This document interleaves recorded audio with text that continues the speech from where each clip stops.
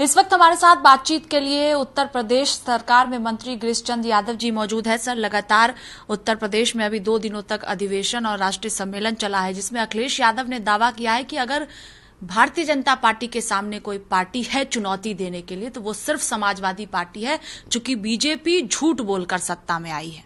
Bharatiya Janata party से किसी का कोई मुकाबला नहीं और कोई भारतीय जनता पार्टी का मुकाबला कर भी नहीं सकता, क्योंकि अखिलेश यादव जिस बात की कहते हैं, अभी जब उनका अधिवेशन हुआ हम लोगों ने समाचार पत्रों में भी सुना, और उनका कभी वो ईवीएम की दुहाई देते हैं तो कभी सत्ता की दुहाई देते हैं। तो हमारा तो अखिलेश यादव के इस बात का सवाल है कि आप 2012 में मुख्यमंत्री थे और आपके मुख्यमंत्री रहते हुए सत्ता आपके हाथ में थी। 2014 का लोकसभा का चुनाव हुआ, उत्तर प्रदेश में बीजेपी 73 सीट जीत गई, तो आपके हाथ में सारी चीजें थी।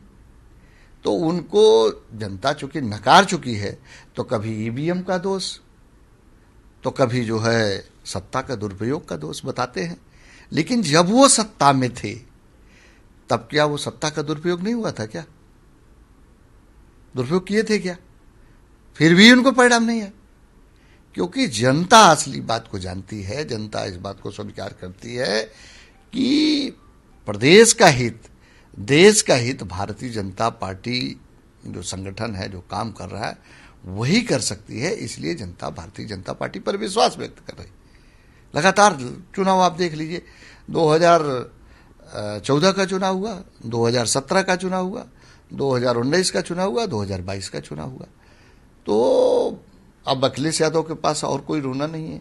और मुकाबला किस बात का करेंगे भारतीय जनता पार्टी से? उनके पास तो राष्ट्रीय अध्यक्ष और प्रदेश अध्यक्ष चयन करने के लिए कोई दूसरा नाम ही नहीं मिला।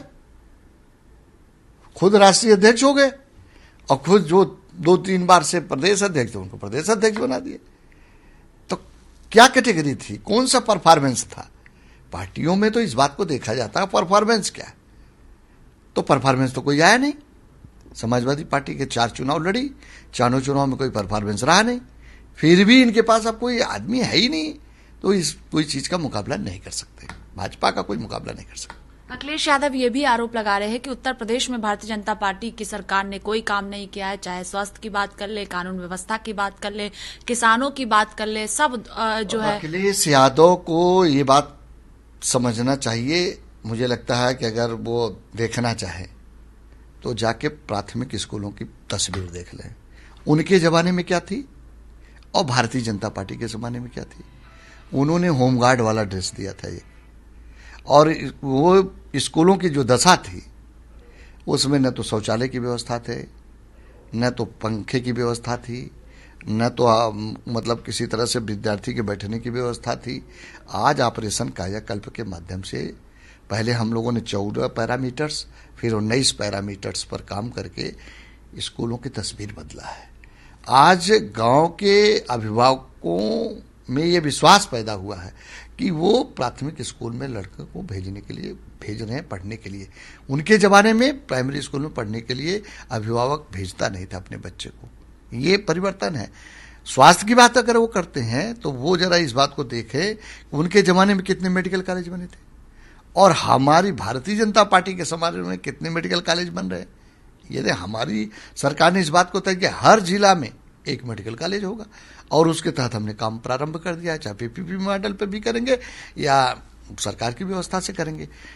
हमारा जब कोरोना संक्रमण काल आया तो वो उसके पहले उनकी सरकार थी, 2012 से लेकर 17 तक हो सकता, कितनी ऑक्सीजन प्लांट लगे थे हर जिलों का आप समीक्षा करवा लीजिए, रिकॉर्ड देख लीजिए तो पता चल जाएगा।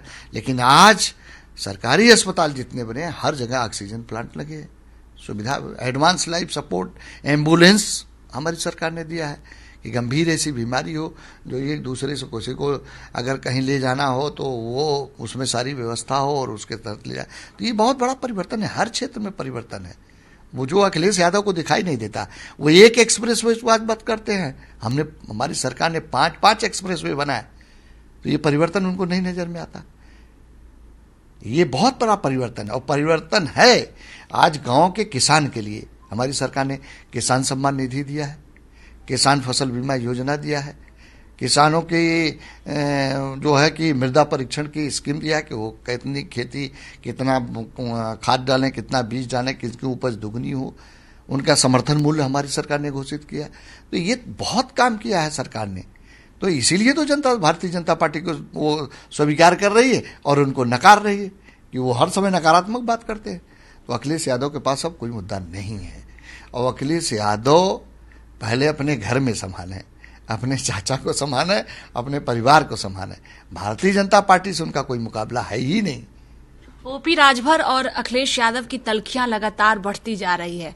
ओपी राजभर कहते हैं कि दोस्ती अगर निभाना जानते हैं तो दुश्मनी निभाना भी जानते हैं। तो आपको लगता है कि आने वाले दिनों में ओपी राजभर जो है, ओपी राजभर का निजी बयान है, लेकिन इतना जरूर है कि ओपी राजभर जी मजबूत महसूस कर लिए इस बात को कि अखिलेश यादव जनता के हितैषी नहीं हैं।